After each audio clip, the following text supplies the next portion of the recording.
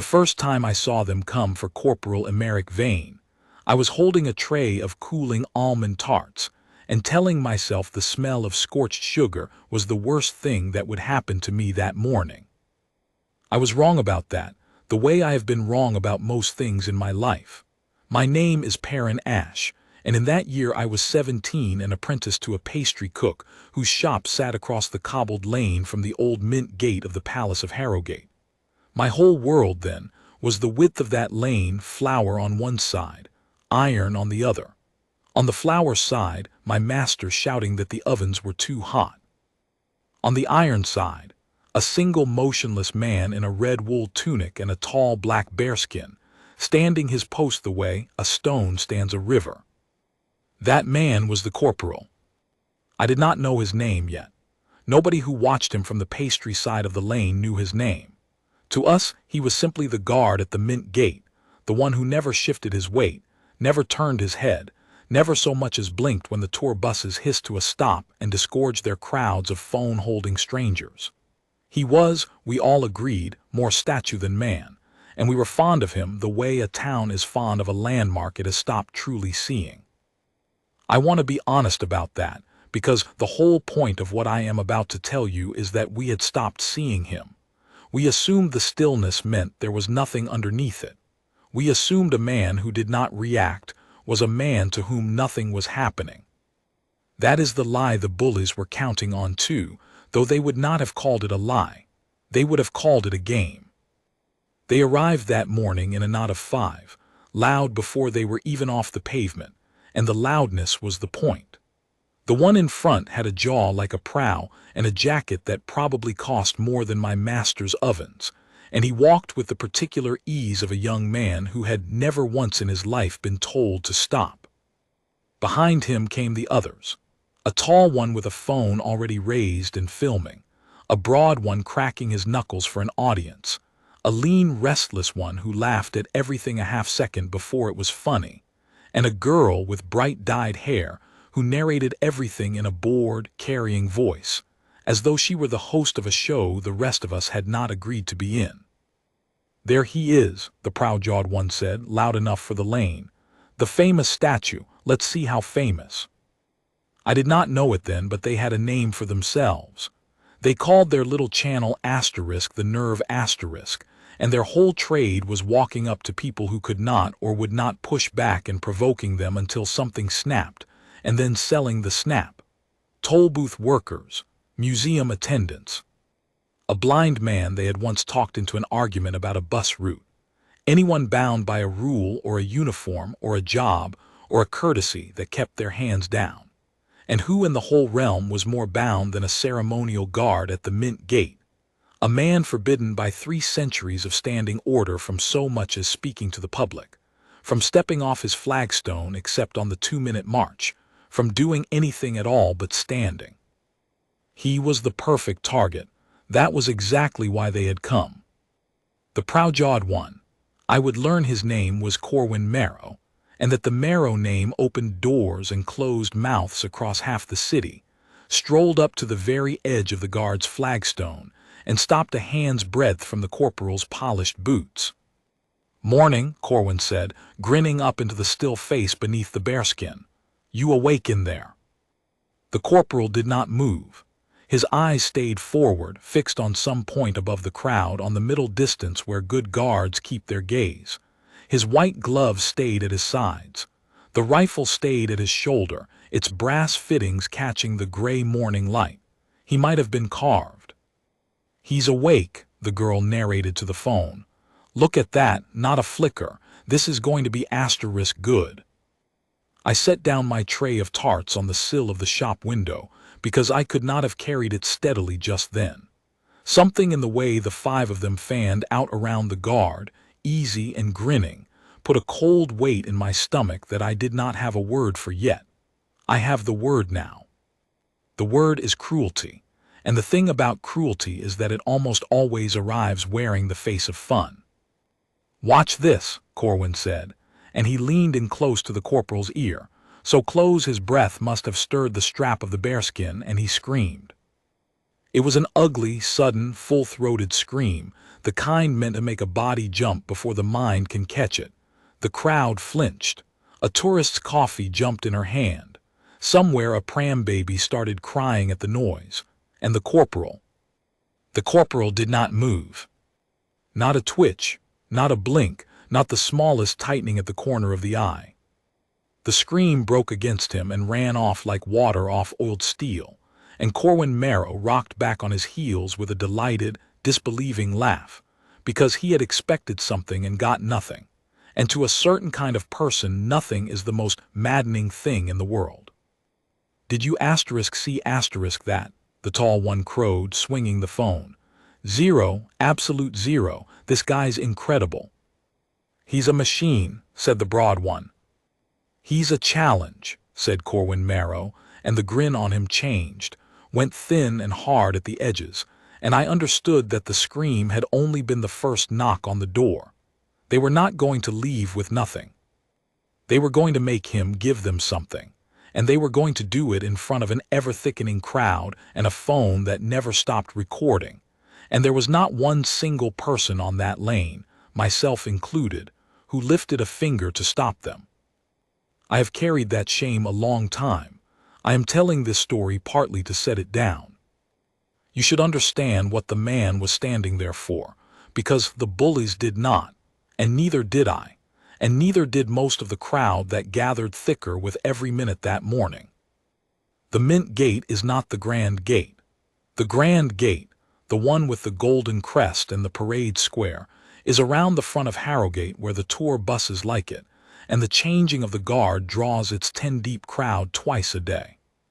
The Mint Gate is the working gate, the old one, tucked down a cobbled lane on the eastern face, and it looks like nothing, a squat arch of black iron between two blocks of soot-stained stone, a guard box, a single sentry. Tourists who find it think it is a leftover, a decoration, a photo backdrop. They do not know that behind that unremarkable arch runs the oldest service road into the palace, the one the vaults use, the one the household's quiet business uses, the one that on certain mornings carries things and people that the front gate must never see. They do not know that the sentry at the Mint Gate is not decoration. They think the stillness is a performance. They do not understand that the stillness is asterisk attention, that a man who stands that still for 2 hours at a stretch is not asleep behind his eyes but awake in a way the rest of us never manage, cataloging every face, every bag, every car that idles a beat too long at the mouth of the lane, holding the whole living picture of that street in his mind, so that if one piece of it moves wrong he will know before anyone else on earth. The bearskin and the red tunic are the oldest part of the job and the least of it. The realm keeps the ceremonial dress because the realm loves its old shapes, and because a symbol of discipline standing calm in a busy street tells every citizen who passes that the center holds, that some things are steady, that not everything is for sale or for shouting. But under the ceremony is a soldier, and the household does not post soft men to the Mint Gate. It posts its steadiest. And that morning, though none of us in the lane knew it, it had posted the steadiest man it had, for a reason that had nothing to do with tourists and everything to do with what was due to pass through that arch before noon. His name, as I said, was Corporal Emeric Vane. He was perhaps 40, though the bearskin's shadow made guessing hard, and there was a stillness to his face even when it was allowed to move. I would see that later, as though somewhere in his history he had learned that a calm face is a kind of armor you can wear anywhere. He had served 11 years before he ever put on the red tunic. Where he had served and what he had done there was not written on him for a pastry apprentice to read.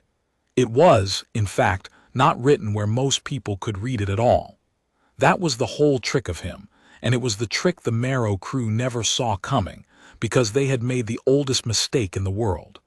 They had looked at a quiet man and decided quiet meant empty. Corporal Vane stood at the Mint Gate that morning holding a street in his mind and a rifle at his shoulder, and he let a young man scream in his ear and did not move, because moving was not yet what the moment required, And Emeric Vane had spent his whole adult life learning the difference between the moment that requires stillness and the moment that requires everything you have. The bullies were about to teach him nothing, but before the morning was out, he was going to teach the whole lane, and a good deal more than the lane, a lesson none of us has forgotten. Corporal Emeric was not a stupid man, which made him worse than a stupid one. He understood, after the scream failed, that noise alone would not crack the corporal, and he adjusted with the quick, cruel intelligence of someone who has made a study of other people's breaking points. He gathered his crew in a loose huddle, their heads together, and I saw the girl with the bright hair grinning as she said something, and then they broke apart and spread out, and the game changed from noise to nerve. The lean, restless one went first. He sidled up to the guard's flagstone and began to mirror him, stood at the corporal's shoulder in a mocking imitation of attention, chin up, chest out, rifle arm mimed, and held it, playing statue, so that the crowd would laugh at the comparison. And the crowd, God forgive us, did laugh, a little nervously, because it was a small harmless thing, a bit of clowning, and clowning is easy to laugh at even when you have the sense that you should not. The corporal did not so much as glance at his mocker. He held his true stillness against the false one, and to anyone with eyes the difference was total. The clown's stillness was a held breath, a strain, a thing that trembled at the edges and collapsed inside a minute into fidgets and grins. The corporal's was a deep, easy, endless thing, a stillness with a floor under it. But the crowd was not looking for that difference. The crowd was looking at the phone the tall one held, and the phone flattened everything into a joke. When the mirroring got no rise, Corwin escalated. "All right," he said, "all right, he's tough, we love it, we respect it, but let's find out what's asterisk under there." And he did the thing that even the laughing crowd went quiet at. He reached out one manicured hand and he flicked the peak of the corporal's bearskin, hard, a contemptuous little tap, the kind of thing you would do to a schoolboy's cap to knock it askew. Except that a hand on a guard's person, on his kit, on the crown's uniform, is not a schoolboy prank. It is an assault on the post itself, and every guard is drilled in exactly how far he may go to answer it, and exactly how far he may not. I saw the corporal's jaw tighten. It was the first thing he had given them, that faint hardening along the line of the jaw, and Corwin saw it too and lit up like a struck match. "There it is," he shouted. "He felt that, did you get that? He felt asterisk that." "Do it again," the girl narrated. "Do it again, do it again." And here is the thing I did not understand until much later, watching that morning turned over and over in my mind.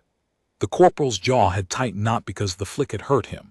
A flick to a bearskin does not hurt a man, but because in that instant Emeric Vane had performed the calculation that a lesser guard fails, the calculation between the small wrong in front of him and the large duty behind him.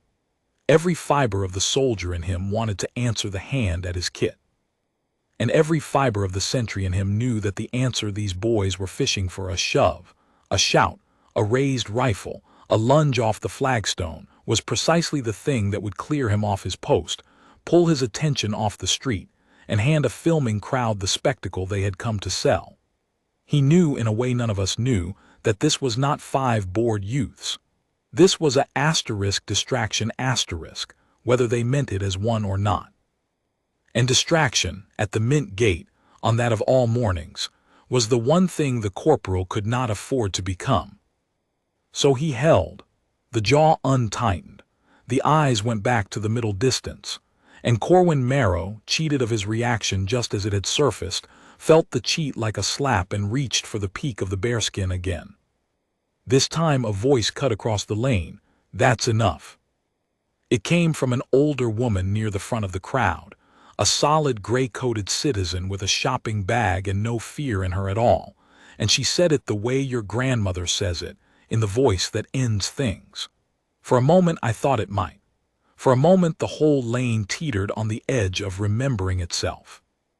But Corporal Emeric turned to her with his easy, terrible smile and said, "Relax, love, it's just a bit of fun. He doesn't mind. Look at him, he doesn't mind anything." And he turned back and did it again, flicked the bearskin harder, and this time knocked it a full inch askew on the corporal's head. And the crowd made a low, uneasy sound, half laugh and half wince, and the phone drank it all down, and the gray-coated woman turned away because there is only so much one grandmother can do against 5 people who have decided that another person's dignity is theirs to spend. The corporal reached up slowly, with one white-gloved hand, in a movement of perfect economy that somehow carried more authority than any shout, and set his bearskin straight. That was all.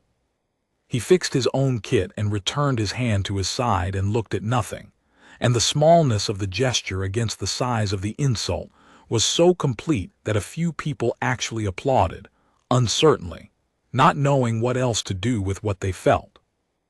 "Oh, he fixed it," Corwin laughed. "He fixed his little hat. That's adorable." And I watched the game change again in his eyes from nerve to something meaner, because the applause had been for the guard and not for him, and Corwin Marrow was a man who could not bear a room's warmth pointed anywhere but at himself. "We need to go bigger," he told his crew, not even lowering his voice. "This one's a wall. We need to go bigger *." Before they went bigger, though, they tried cleverer, and the cleverness was in its own way the worst part, because it showed me that Corwin Marrow was not merely a lout with money. He was a student of people, and what he had studied was how to make a good man's goodness into a trap. He sent the girl with the bright hair up to the flagstone first, and she changed her whole manner as she went, dropped the bored narrator's drawl, softened her face, made herself small and unsteady on her feet, and came up to the corporal weaving slightly, one hand pressed to her forehead, and said in a thin, frightened voice, "Excuse me, sir, I don't feel well. I think I'm going to faint. Can you help me, please? I don't know anyone here." And it was a good performance. It would have fooled me. It was designed to catch the guard on the exact hook the whole morning had been baited to find, the one soft place a disciplined man keeps open no matter how hard the rest of him is, the place that answers a person in distress. If the corporal broke his post to catch a fainting girl, they would have their reaction, their headline, their proof that he could be moved, and they would have it dressed up as his own kindness turned against him, so that even his decency became a joke. I held my breath. I did not see how he could refuse it. If she were truly ill and he stood there like stone, he would be a monster. If he stepped to help and she were faking, he was theirs. It was a beautiful, filthy little trap, and the corporal, I was sure, was caught in it. He was not caught in it, because Emeric Vane had spent 11 years in a trade where telling the real emergency from the staged one is the difference between life and death, and he read the girl's performance the way you or I read a page of plain print. He did not answer her weaving or her thin, frightened voice. He did what a clearance man does, which is watch the hands and the eyes and the feet, and her hands were steady, and her eyes kept flicking to the phone to check she was on frame, and her feet, for all the weaving above them, were planted and sure. She was not fainting. She was acting. And so the corporal did the one thing that beat the trap without springing it. He lifted his eyes a fraction and looked, not at her but past her, to the gray-coated woman at the front of the crowd, the grandmother who had already tried once to end this, and he held that look for a single deliberate second, a wordless instruction as clear as any spoken order. "That one is unwell. See to her." And the gray-coated woman understood, and came bustling forward with a briskness that gave the game away entirely. "Right, love, come here, sit down, let's get you some water, come away from these cameras," and reach for the girl with genuine care. And the girl, faced with actual help and an actual grandmother's hands, had nowhere left to hide her performance. She jerked back, muttered that she was fine, and fled to the crew, red-faced, the fake faint collapsing into obvious fraud in front of everyone. The corporal had turned her own cruelty into her own exposure, and he had done it without moving his boots an inch, by the simple expedient of caring correctly, caring in a way that could not be weaponized, because it was aimed through the trap at the real. It was the first time that morning I understood that his discipline was not the absence of feeling. It was feeling with the aim trained. Corwin was furious now in the cold way that is worse than the hot. The clever trap had failed as completely as the loud one, and each failure was a coal on the fire of his need. "Fine," he said. "Fine. He won't jump for a scream. He won't jump for a lady in distress. Let's see if he jumps for himself." "We need to go bigger," he told his crew, not even lowering his voice a second time. "This one's a wall. We need to go bigger than any of it." That was the moment I should have run for a constable. I want you to know I thought of it. I want you to know I stood there with flour on my apron and my heart going like a drum and thought, someone should get help, and did the thing that lets every cruelty in the world go forward, which is to assume that the someone was not me. Going bigger for the Marrow crew meant an audience, and an audience meant they had to keep the show alive long enough for the lane to fill, and so the game entered its slow, grinding middle. The part I found hardest to watch, harder even than what came after, because there was no single blow in it, only a long, patient wearing away, the sort of cruelty that has settled in for the morning and means to enjoy itself. They took turns. That was the horror of it. They rotated like workers on a line so that no one of them ever got bored, and so that the corporal never got a single unbroken minute of peace. The broad one planted himself directly in front of the flagstone and did push-ups, grunting theatrically, showing the statue what a real man looks like. And when that got nothing, he lay flat on his back and put his boots up against the base of the guard box and pretended to fall asleep. The lean one produced a paper bag of chips and ate them one at a time an inch from the corporal's face, licking his fingers, describing the flavor in loving detail, offering one, withdrawing it, laughing. The girl with the bright hair kept up her narration the whole while, a running poison of commentary. "He's sweating now, look. Is that a bead of sweat? He's cracking any second now. Stay with us, none of it true, all of it corrosive. Because a lie repeated to a crowd becomes the crowd's truth." And slowly, sickeningly, I watched the mood of the lane curdle. People who had come to admire the guard began, under the steady drip of the narration, to watch him the way you watch a man you have been told is about to fall. Waiting for it, half wanting it, the girl was not describing a break, she was manufacturing the appetite for one. And Corporal Marrow presided over all of it, moving through his crew like a conductor, and every so often stepping in himself to deliver a fresh escalation when the energy flagged. He tried the law next, which is a favorite tool of a certain kind of man, the deliberate misuse of a rule against the person the rule protects. "You know," he announced to the crowd, "I've looked this up. These guards, they're not allowed to touch us, not allowed to speak. It's actually against their asterisk code.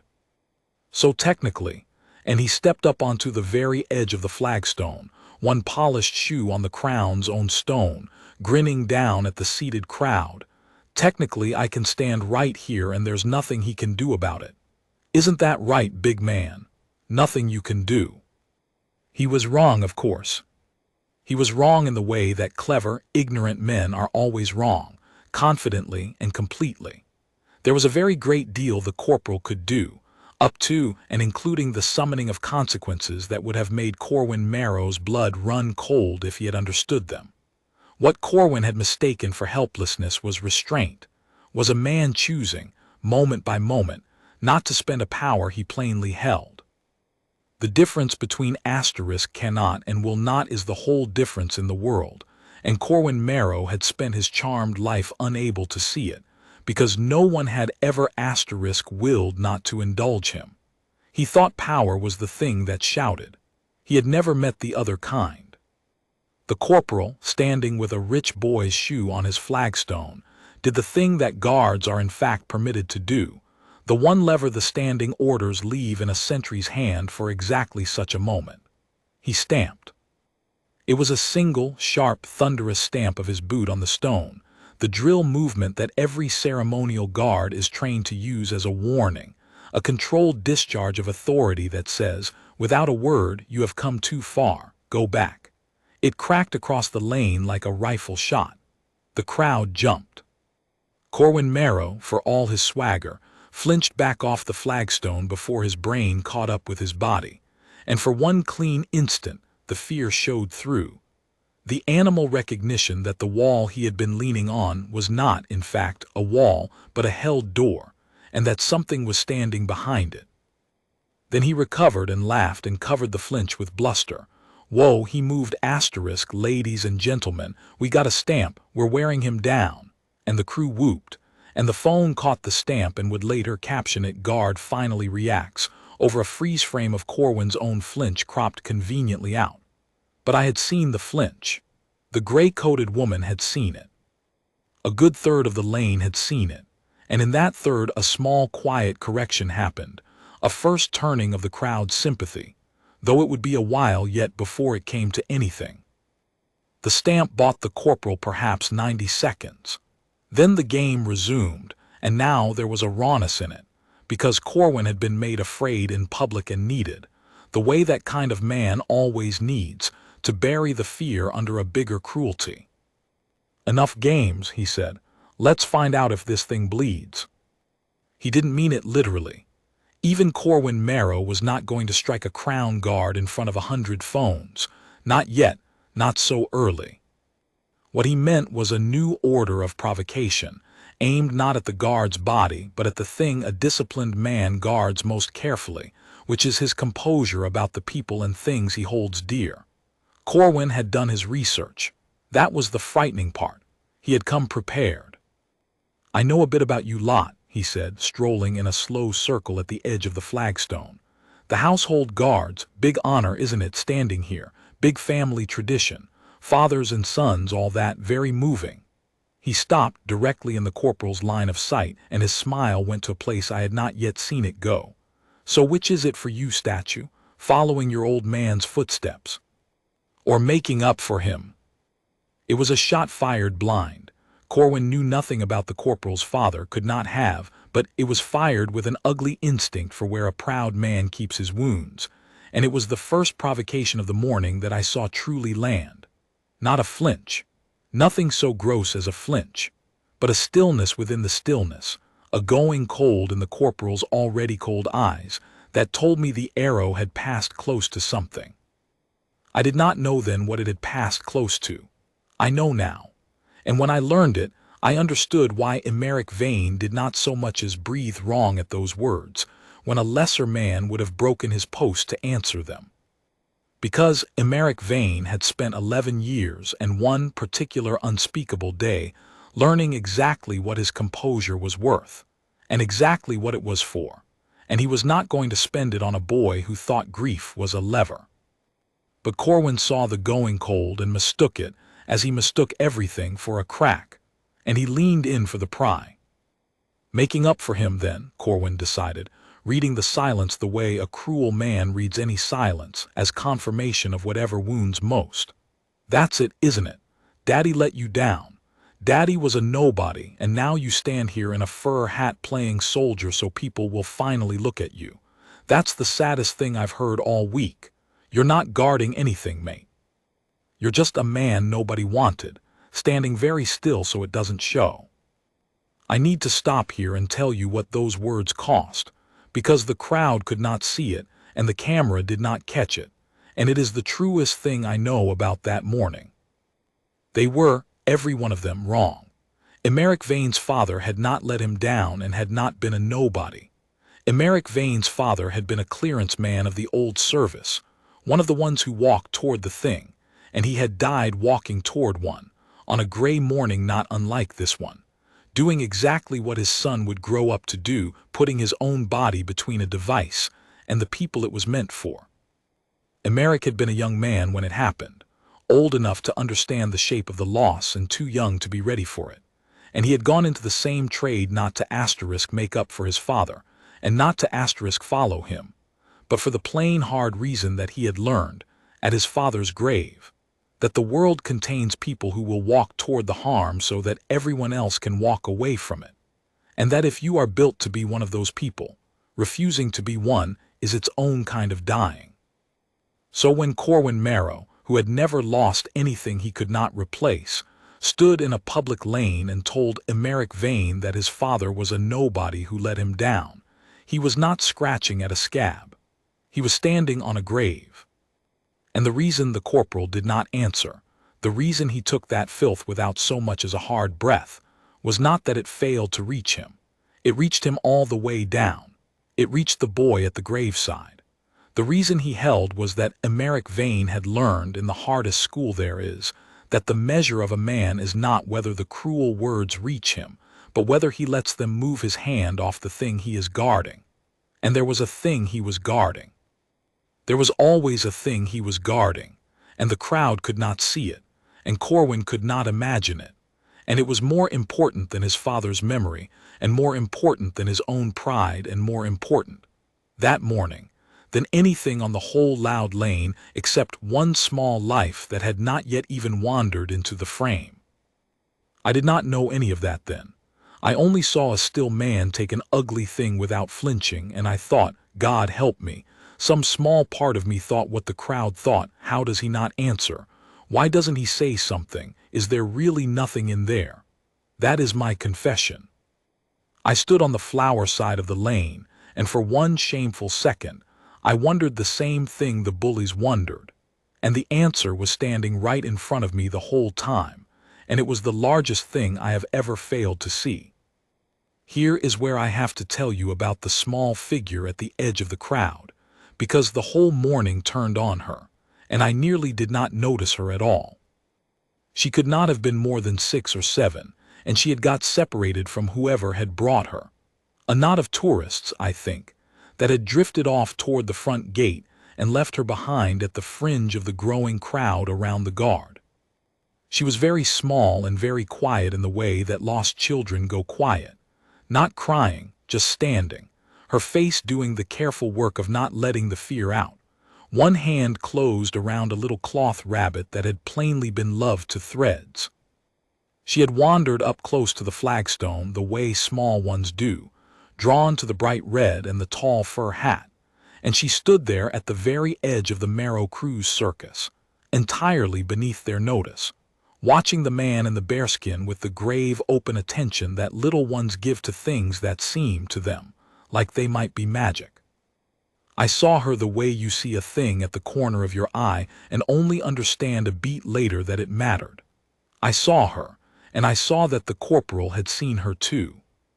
He gave no sign, of course. His eyes were forward, on the middle distance, on the mouth of the lane where his duty lived. But I had by then watched him for the better part of an hour with the fixed attention of a boy who could not look away, and I had learned to read the tiny weather of him, the untightening of a jaw, the going cold of an eye, and I saw the new thing that entered him when the small, lost figure drifted into the space beside his flagstone. It was not softness, exactly. It was a asterisk sharpening asterisk. A man whose whole trade was holding a whole street in his mind had registered a new and fragile piece of that street, and had, without moving a muscle, begun to guard it. None of the Merrow crew noticed her. She was too small and too quiet and too far beneath the axis of their attention, which ran entirely between themselves and their target and their phone. She was a nobody, an extra, a piece of the scenery. That was their next mistake, and it was the one that finished them, though it took the whole rest of the morning to come due. Corwin Merrow, meanwhile, was circling in for what he plainly meant to be his masterstroke.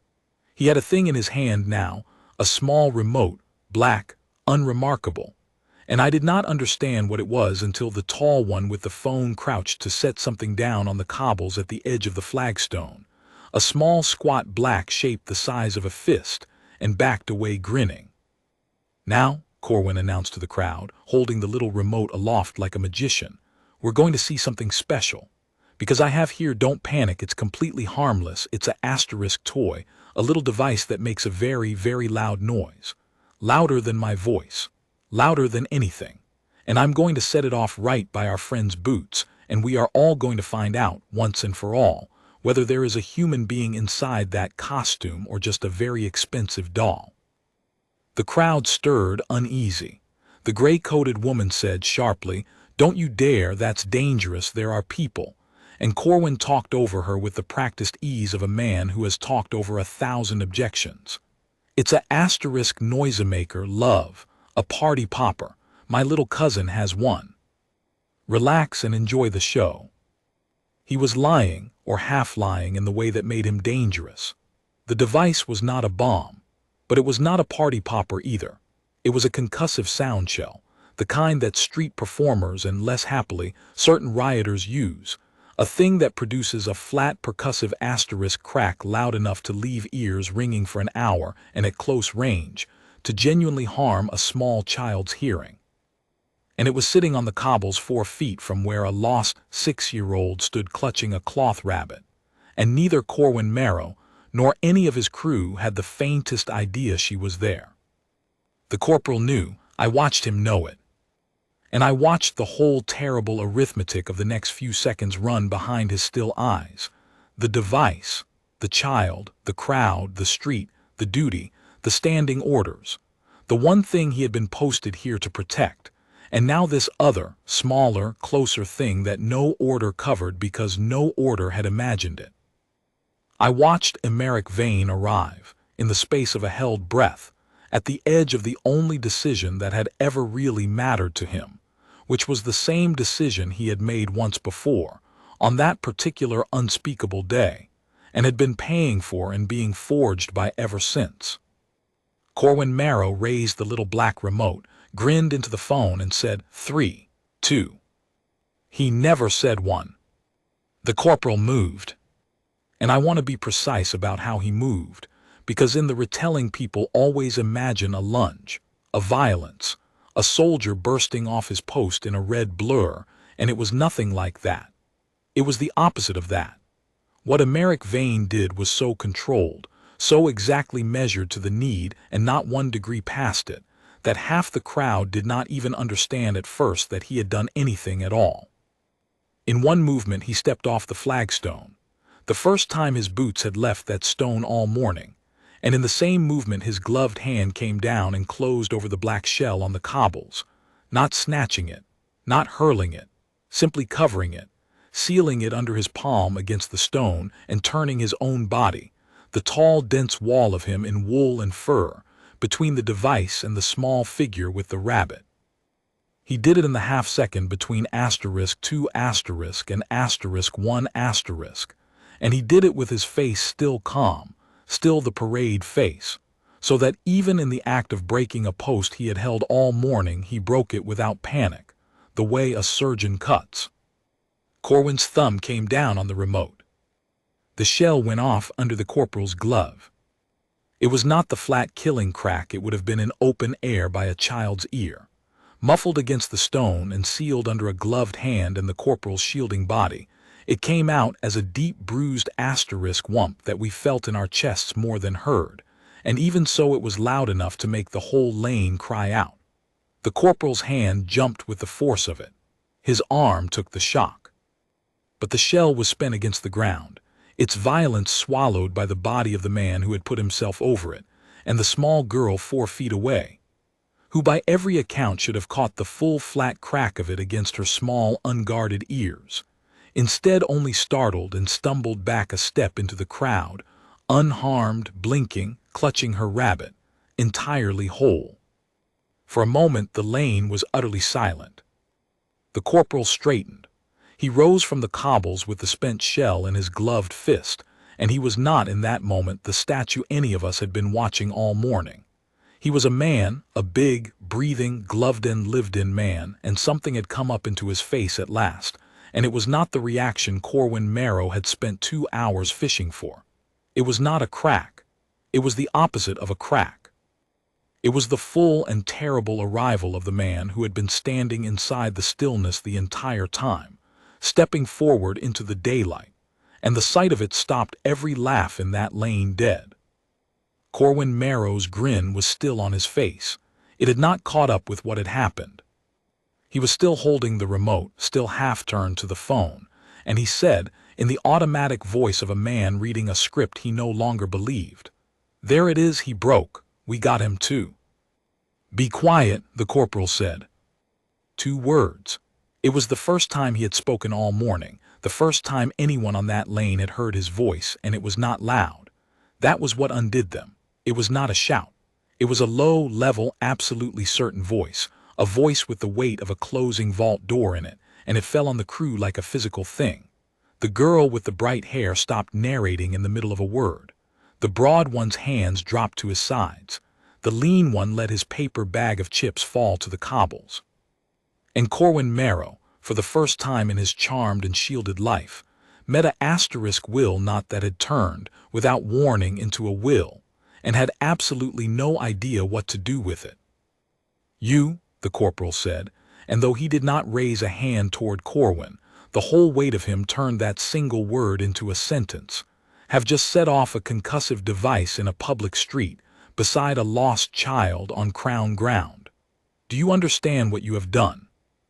"It's a," Corwin's voice cracked. He cleared it. "It's a party popper, it's harmless." It is a Class 2 sound shell," the corporal said, "and it is not sold to the public, and I know exactly what it is and exactly where it is sold and exactly who signs for it because I have carried them and used them and cleared them from streets far worse than this one, in a life you have not troubled to imagine because it was easier for you to decide there was nothing behind my eyes." He took one step, just one. "You looked at a still man and you thought empty. Let me correct you." And then, in the frozen silence of that lane, with 100 phones now turned not on the guard, but on the boy, Emeric Vane began, quietly and without any hurry at all, to correct him. But before I tell you what he said and what came after, I have to be fair to that morning and admit that it did not simply resolve there in the lane, clean and quick, the way I have sometimes told it since. Cruelty of the Marrow kind does not fold at the first true resistance. It has resources. And in the minutes after the shell went off, before anything was settled, the whole thing tipped for a while the other way, and I got to watch what real power does when it is finally, genuinely afraid. Because Corwin Marrow, under the level weight of the corporal's voice, did what his kind always does. He reached for his money. "Do you know who I am?" he said. The words came out first as bluster and then, as no one laughed and no one moved and the corporal simply looked at him, as something closer to a plea dressed as a threat. "Do you have any idea who my father is? You assaulted a member of the public. You broke your post. I've got it all on film, every second of it, you stepping off, grabbing at me. That's assault. That's my family's lawyers will have your job and your pension and your little hat by lunch. You've made a very, very expensive mistake, statue." And here is the thing that turned my stomach. It worked for a moment. On the crowd, I mean. Because the Marrow name did open doors and close mouths across half the city, and a good number of people in that lane knew it, and I watched the uncertainty ripple back through them. The second guessing, he did step off his post. He did grab the thing. Maybe the boy has a point. Maybe there'll be trouble. Best not to get involved. The girl with the bright hair, quick as ever to smell an advantage, had recovered her phone and swung it back to filming and found her narrator's voice again. "So just to be clear for everyone watching, the guard assaulted my friend. He left his post and put his hands near him. We all saw it. We've all got it. Rewriting the morning in real time, and I felt the truth of what had happened start to slip. The way truth does when the loud and the money decide to own it. This is the part they never show in the clip. This is the false dawn, or the false dusk rather, the moment when it looked as though cruelty was simply going to lawyer its way out, buy the story back, and walk off with the win. I have thought a great deal since about how close that came to being how it went. In 100 versions of that morning, in 100 other lanes, that is exactly how it goes. The powerful boy frightens the crowd. The quiet man's true act gets recut into an assault, and the world moves on believing the lie because the lie had a publicist, and the truth only had a pastry apprentice too frightened to speak. What broke it, what saved that morning was two things, and neither of them was Corwin Marrow's money, and both of them arrived because Emeric Vane had spent the whole morning doing exactly the disciplined, patient, unglamorous thing that the crew had mistaken for weakness. The first was the child. She had not run, the small girl with the rabbit. She had stumbled back into the crowd when the shell went off, and then she had done the thing that only the very young and the very honest do. She had walked back. Right up to the edge of the flagstone, right up to the tall man in red who had put his body between her and the noise, and she stood there looking up at him. And then she turned, with the whole grave certainty of a 6-year-old who has understood something the adults are busy pretending not to see, and she pointed one small finger straight at Corporal Emeric and said, in a clear, high voice that carried across the silent lane, "He tried to hurt me, and that soldier stopped him." That was all, but a child's voice saying a plain, true thing in a crowd that has been talking itself into a lie is one of the most powerful sounds in the world, and it went through that lane like a struck bell. The girl with the bright hair stopped narrating. The uncertainty in the crowd reversed itself all at once, the way a tide turns, and the people who had been muttering, "Well, he did step off his post," remembered, altogether, what they had actually seen with their own eyes, a man leave his post to cover a bomb with his own hand so that a lost child would not be deafened by it, and were ashamed, as I was ashamed, of how nearly they had let a rich boy's voice overwrite it.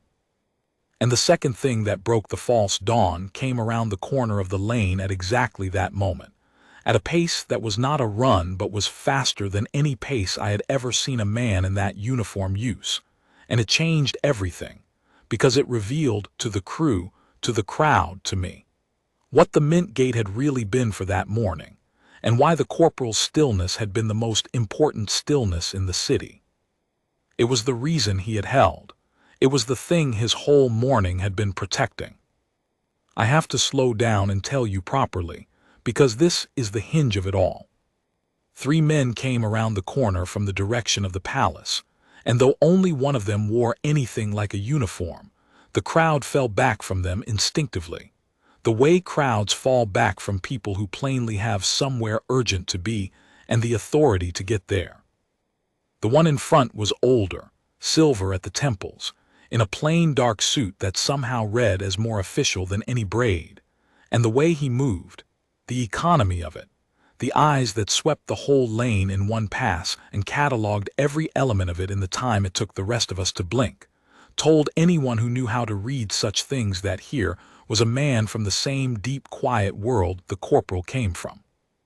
This was, I would learn, Commandant Auberon Rel of the Household Security Office, not a ceremonial post, not a parade rank, but the office that runs the palace's real and unseen protection, the office that decides, on certain mornings, which of its people to post at which gates and why. And Commandant Rel had come to the Mint Gate that morning for a reason that had nothing to do with a viral video, and everything to do with the thing the front gate must never see. He took in the scene in that one sweeping pass, the crew, the crowd, the phones, the spent shell in the corporal's gloved fist, Corporal Emeric with his little black remote and his mouth still half open on a threat, and I saw his face change, saw the flash of something cold and dangerous go across it, and it was not aimed at the corporal. It was aimed at the boy.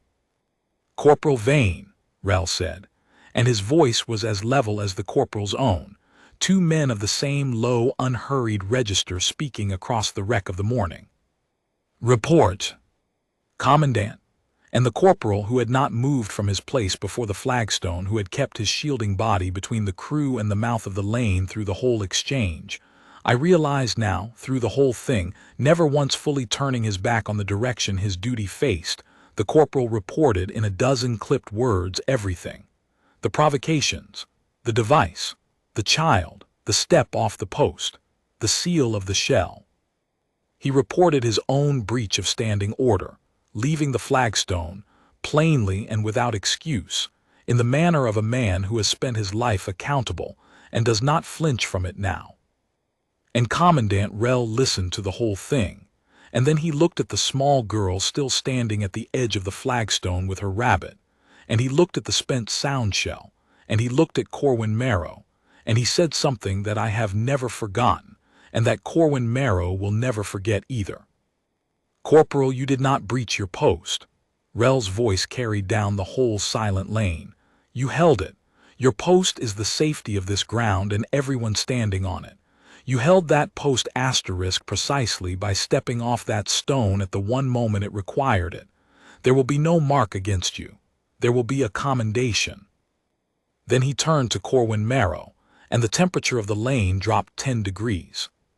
"You," Rel said, "have discharged a Class 2 concussive device on Crown ground within the security cordon of a live protective operation you could not possibly have known was here and would not have cared about if you had.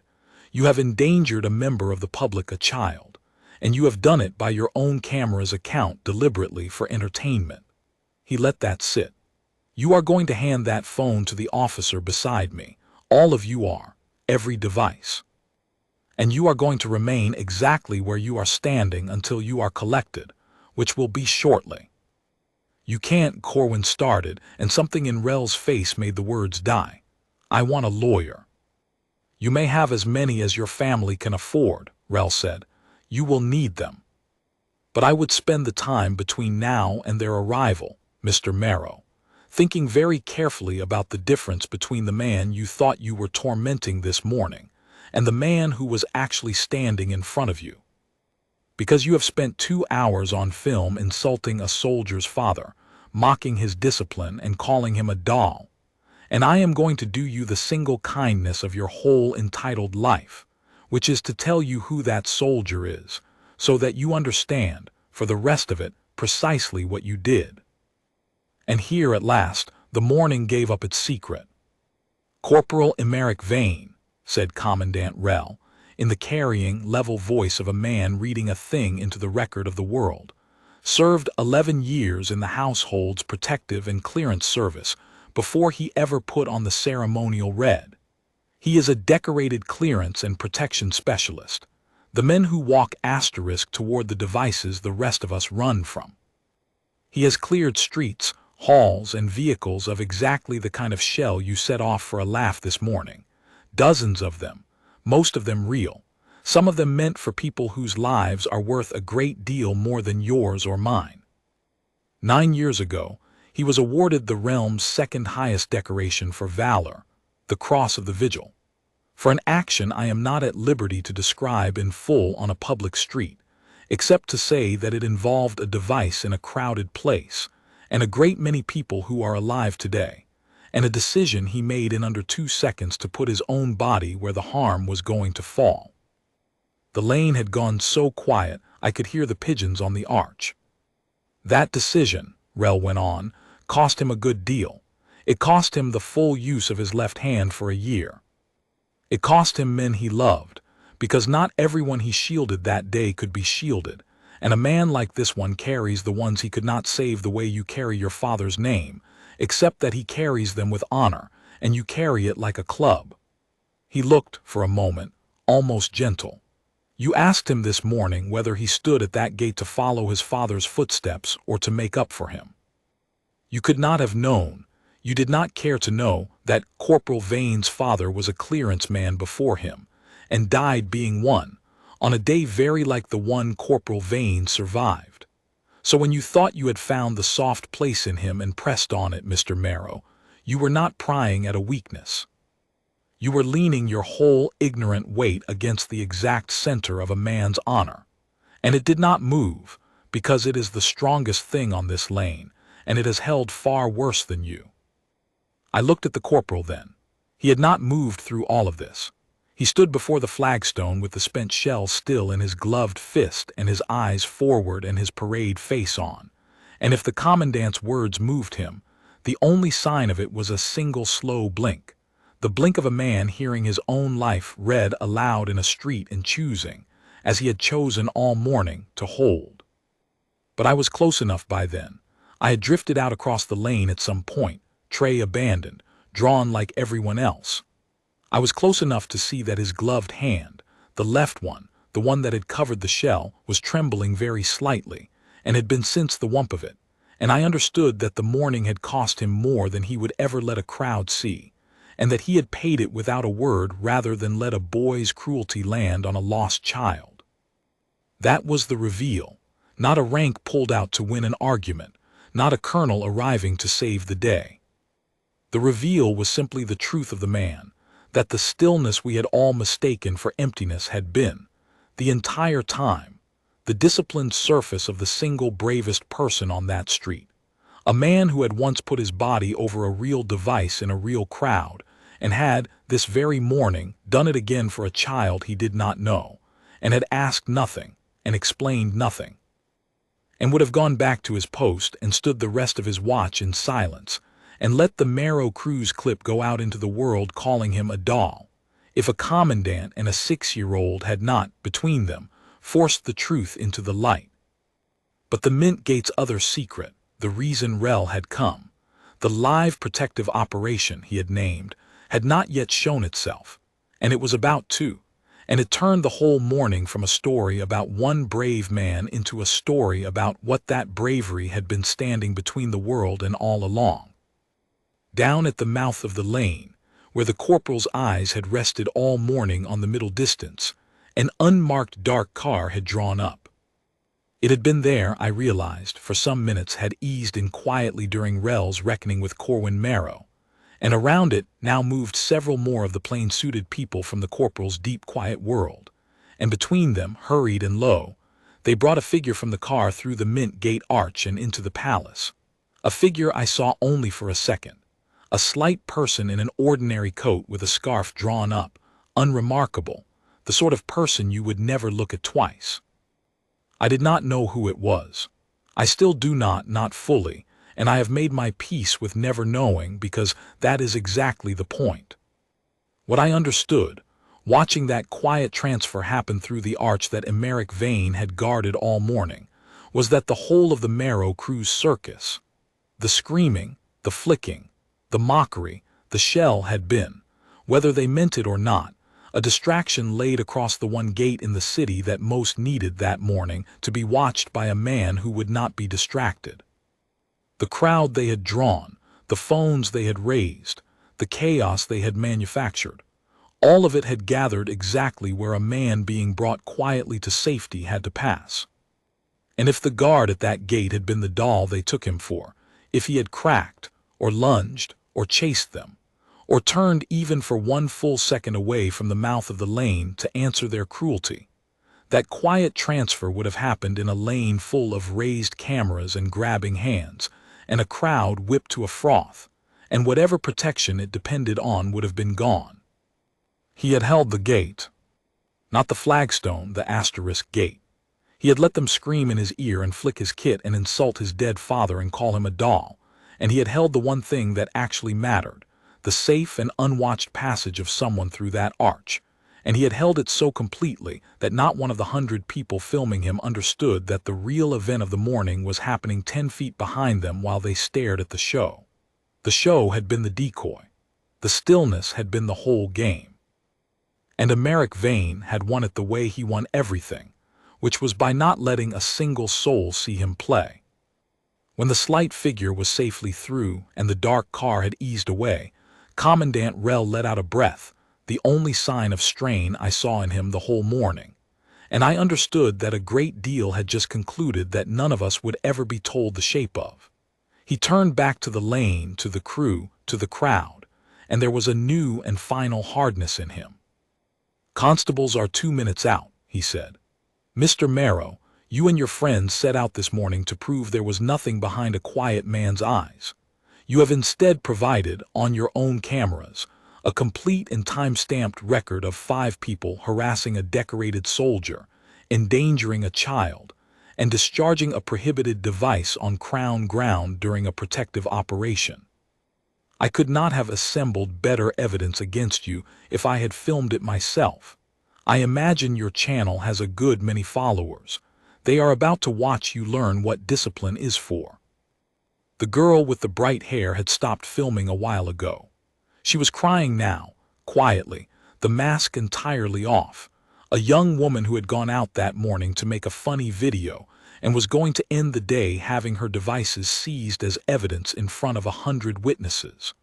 The broad one and the lean one had gone very still and very pale. And Corwin Marrow stood there with his little black remote still in his hand, and his father's name gone useless in his mouth, and for the first time in his life met the plain and level regard of 2 men who were not impressed by him, would never be impressed by him, and had the full weight of the law about to arrive at their backs. He had come to the Mint Gate to find the empty man inside the costume. He had found, instead, the exact opposite of himself, and it had cost him everything he had walked in believing about how the world worked. The constables came, as Rel had promised, within the 2 minutes. There was no drama to it, no struggle, and that too was its own kind of justice. The Marrow crew, who had spent the morning manufacturing spectacle, were led away without any spectacle at all, quietly, by the elbow, their seized phones sealed into evidence bags before their eyes. Corwin Marrow did not resist. He had gone somewhere behind his own face by then, to whatever room a man goes to when the shape of his whole life shifts under him in one morning, and he let himself be walked to the mouth of the lane, with the little black remote taken from his slack hand and dropped into a bag of its own. His family's lawyers did come, of course. By that afternoon they were everywhere. But the thing about a time-stamped record made by the accused themselves, on their own cameras, with 100 witnesses and a decorated soldier's clearance-grade testimony, and a commandant's report, and a small girl's clear, true voice, is that there is very little for even the most expensive lawyer to do with it. I heard in the weeks after, the way you hear these things across a pastry counter, that the noise shell alone was a serious matter, a prohibited device, publicly discharged, near a child on Crown ground, and that the harassment and the endangerment stacked on top of it, and that the Marrow name, for all its doors and mouths, could delay the reckoning but not divert it. Corwin Marrow did not go to prison in the end. But he was bound over and heavily fined, and made to do a long stretch of supervised service, and the part I suspect he felt most, his precious channel, the nerve, was finished. The very clip they had meant to make them famous did make them famous, exactly as they had wanted, only for the opposite of what they had wanted, and it turns out the world has a long memory for a young man who set off a shell beside a child and called a hero a doll. Last I heard, Corwin Marrow had left the city entirely, to go be no one somewhere his father's name meant nothing, which may have been the first honest thing he ever did. The child was returned to her people, a frantic aunt who came pelting back down the lane a few minutes later, having realized at the front gate that the small hand she thought she was holding belonged to someone else's grandmother. There was a great deal of weeping, and the girl told the whole story in the breathless run-on of the very young, and pointed at the corporal, who had by then, and this is the detail that has stayed with me above all the others, the corporal had by then returned to his post. That is what I want you to understand about him, at the last. When the constables had the crew and the transfer was safely through the arch, and the crowd was still buzzing with what it had seen, Emeric Vane straightened his tunic, and set his bearskin true on his head, and stepped back up onto his flagstone and resumed his watch. There were perhaps 90 minutes left of it. He stood them. He stood there with his ears still ringing, and his left hand still faintly trembling, and his whole hidden history now spilled across 100 phones, and he put his eyes back on the middle distance, and he held the gate, because the watch was not over, and the watch is the thing, and a man like that does not stop being what he is because the crowd has finally noticed him. If anything, I think he found the last 90 minutes of that watch harder than all the provocation that came before, because now they were watching him with love instead of malice, and love is its own kind of thing to hold still against. I brought him a coffee when his relief came.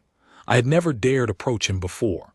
I set it on the sill of the guard box, and I did not know what to say, so I said, "Thank you," which was not enough and was also the only true word I had. He looked at me, off-duty now, human, a big tired man with kind gray eyes I had never seen because I had never once looked at his eyes instead of his stillness, and he said, "You were the boy with the tarts. I saw you all morning," which meant that even at the depth of it, even holding a whole street and a secret transfer and a shielded child in his mind at once, he had held me in it too, the frightened apprentice across the lane. He had been guarding me as well, and I had not lifted a finger for him. I have tried to be a person worth that guarding in the years since. It is most of why I am the man I am. I am older now than he was that morning. I own the pastry shop. My old master is long retired, And every day I look across the lane at the Mint Gate, where a guard still stands his silent watch, and I no longer make the mistake the Marrow crew made, the mistake I very nearly made myself. I do not look at the stillness and imagine there is nothing underneath. I know now what the stillness is. It is not the absence of a man. It is the whole of one, every fear he has mastered, every loss he carries, every soul he is quietly holding safe, pressed down flat and held level so that the rest of us can go about our small, loud lives believing that the center holds, that some things are steady, that when the noise comes and the cruel come laughing to test what a good man is made of, the answer will be the same as it was that morning at the Mint Gate. He will not break for their amusement. He will break, if he breaks at all, only to put his body between the harm and the innocent. And then he will straighten his coat and set his hat true and go back to his watch, and never once tell you what it cost. That was the ending that shocked everyone watching. Not that the quiet man had power, that the quiet man had spent it entirely, without a word, on a child he did not know, and then simply gone back to standing still.